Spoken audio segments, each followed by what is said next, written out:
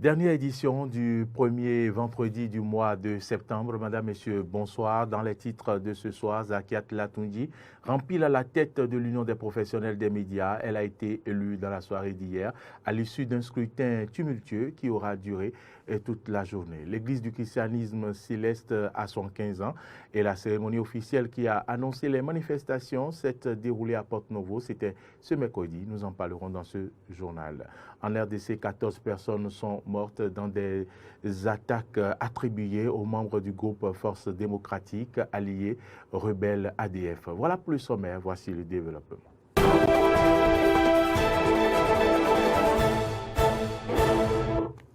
C'est un plaisir de vous retrouver. Merci pour votre fidélité et bienvenue dans ce journal. Je vous l'annonçais en titre, Zakiat Latoundji a été réélu hier à la tête de l'Union des professionnels des médias du Bénin, UPMB, à l'issue de l'Assemblée générale élective tenue à la Maison des médias Thomas Meillassan de Cotonou. Elle reprend donc les commandes pour un nouveau mandat de 3 ans. Journaliste à Canal 3 Bénin, la présidente sortante réélue a appelé les membres de l'UPMB à l'apaisement et à la cohésion pour de belles victoires au profit de la corporation. La présidente donne ici lecture de la liste des membres de son nouveau bureau après un scrutin tumultueux. Zakiat Latoundji, premier vice-président chargé des affaires syndicales, Hervé Prudent-Ressou. Deuxième vice-président chargé des relations avec les institutions, Augustin Godou. Troisième vice-président, secrétaire général, Benoît Rwandja. Secrétaire général adjoint, Wilfried Senou. Trésorier général, Thomas Akiyemi. Trésorier général adjoint chargé du patrimoine de l'Union, Ange Nyakadja. Secrétaire à la formation et à la spécialisation, Tony Aubin. Secrétaire adjoint à la formation et à la spécialisation, Samuel Sochenou. Secrétaire aux relations publiques chargé des TIC et des innovations dans les médias, Rosemonda Chiakbe. Secrétaire à l'organisation, Achille Nyononfou. Secrétaire adjoint à l'organisation, Kabiru Nonchiao.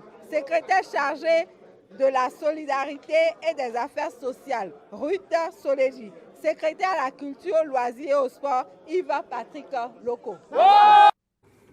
Au thème du processus, les participants ont apprécié diversement les travaux de l'Assemblée générale élective. Suivez plutôt. Aujourd'hui, c'est impressionnant. Tout s'est bien déroulé comme il le faut. Parce que les désordres n'est pas bon à accepter, surtout nous les médias.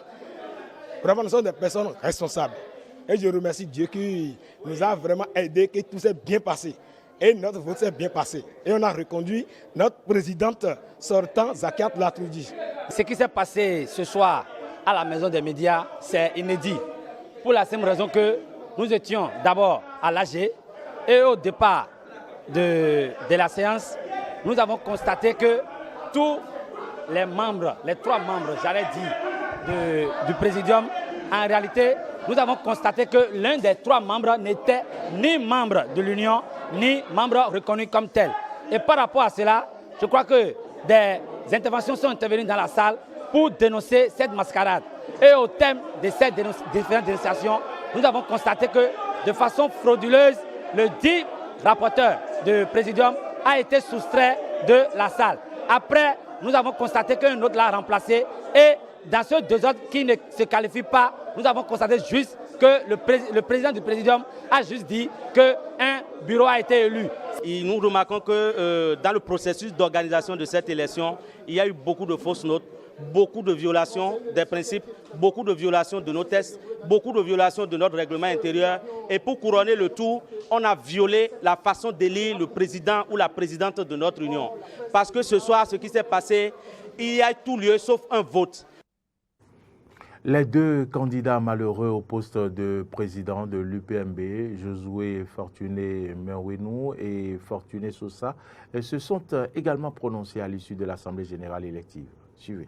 Une Assemblée générale qui malheureusement s'est muée en une succession de violations des textes qui régissent notre corporation. Vous avez été témoin des faits depuis le matin que nous sommes ici, Depuis, on a installé pour nous un présidium dont un des membres ne fait même pas partie de notre corporation. Quand cette supercherie a été découverte, l'intéressé devant vous tous s'est arrangé pour fuir de la salle. Après, le présidium qui a été mis en place n'a même pas laissé le déroulement du processus se faire, ne serait-ce que sur le mode du scrutin. Et je mets quiconque au défi de nous dire, au thème de cette journée que nous avons passée à la Maison des médias, quel a été le mode de scrutin retenu pour faire cette élection, quel a été le type de vote que nous avons retenu. Et après, j'ai constaté qu'on a caporalisé le président du présidium, on lui a donné tout le temps des instructions, des injonctions. On a déposé, on nous a dit qu'il y a une liste qui a été déposée, la liste n'a pas été lue. Personne, aucun participant à cette Assemblée générale n'est en mesure de dire quelle liste a été déposée, qui est cette liste. Et subitement, dans un brouhaha qui ne dit pas son nom, en l'absence même de la consoeur qu'on prétend avoir été élue, on nous annonce pas des cris, pas des bruits, pas du brouhaha, qu'il y a un candidat qui a été élu alors qu'il n'y a jamais eu élection. Nous venons d'assister à une mascarade. Il n'y a pas eu élection. Il y a eu des questions préalables qui ont été posées par rapport à la fiabilité de la liste et par rapport à la qualité des membres qui sont invités à cette Assemblée générale. Parce qu'on a constaté qu'il y a beaucoup de membres qui ne sont pas véritablement des membres de l'Union. Nous ne leur contestons pas leur qualité de professionnels des médias, mais nous contestons à beaucoup la qualité de membre de l'Union. Parce que pour être membre de l'Union, cela répond à un certain nombre de critères qu'il faut remplir au préalable. Et on a constaté qu'il y a beaucoup qui étaient là, qui ne remplissent pas ces critères-là. Nous avons demandé qu'il y ait une vérification par rapport à leur adhésion effective à l'UPMB. Ça n'a pas été fait.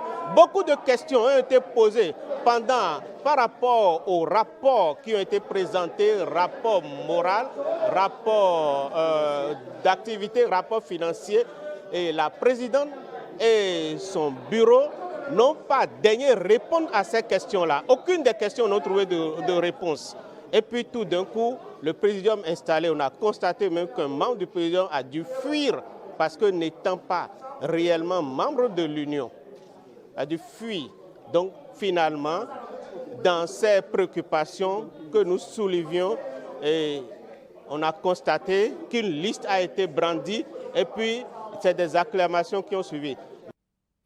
Autre information dans ce journal, les manifestations marquant les 75 ans d'existence de l'Église du christianisme céleste du Bénin ont été officiellement lancées le mercredi dernier à Porto-Novo par le révérend pasteur, le révérend mondial Bennett Adeogun. C'était en présence des chrétiens célestes et des dignitaires religieux. Les précisions sont à suivre avec Candice Degoué. Fédérons nos efforts pour poursuivre le développement de l'œuvre de Dieu dans la paix, la concorde et la fraternité.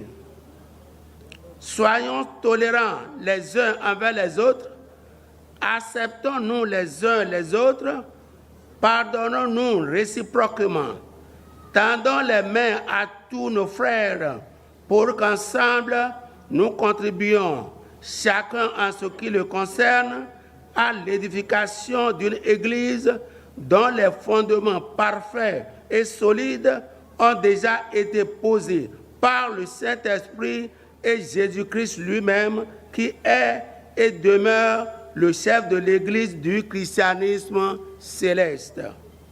C'est sur ces mots d'exhortation que je lance les manifestations marquant les 75 ans d'existence de l'Église du christianisme céleste.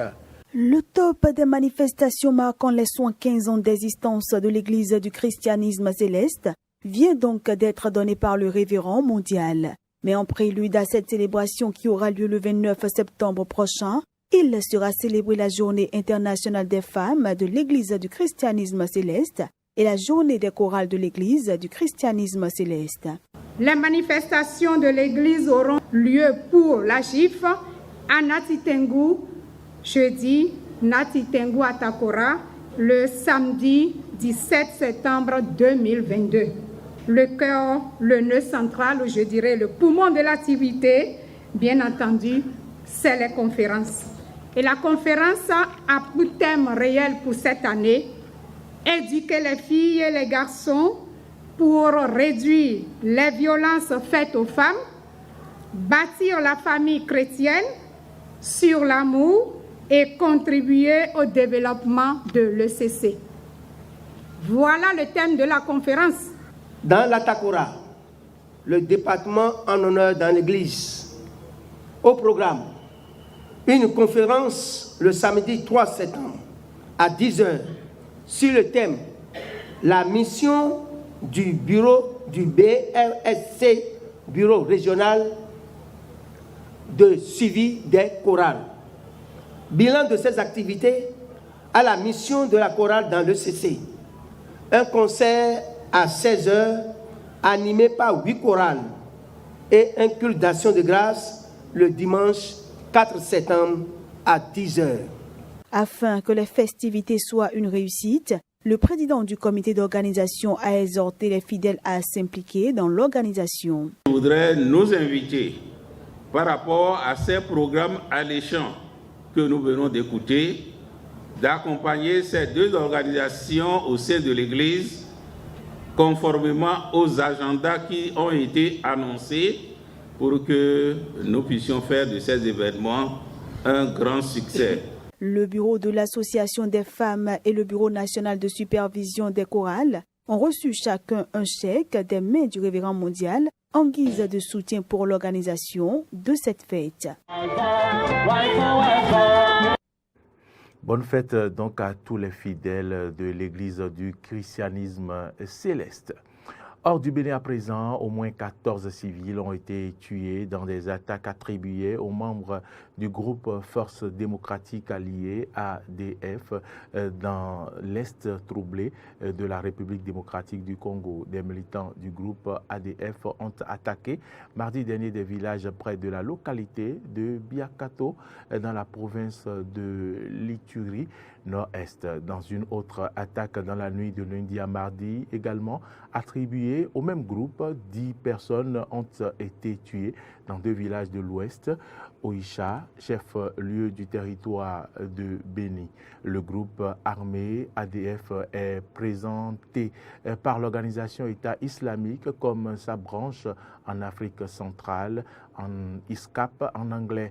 L'EI revendique certaines attaques de ce groupe. Les ADF sont accusés d'être responsables du massacre de milliers de civils dans l'Est congolais et d'avoir commis des attentats en Ouganda. Madame, Messieurs, c'est par cette information que s'achève cette édition. J'ai eu du plaisir à être en votre compagnie tout au long de cette semaine. Merci à toutes et à tous de nous avoir suivis. Ne ratez pas les rendez-vous importants sur la télévision durant ce week-end déjà. Ce soir, le forum des rédactions à 21h. Demain, la rediffusion à 10h. Et puis, ne ratez pas votre émission Jardin d'Éden. Le dimanche, le rendez-vous est donc prêt pour l'entretien du dimanche. Merci à toutes et à tous de nous avoir suivis. Bon week-end à vous et à très vite.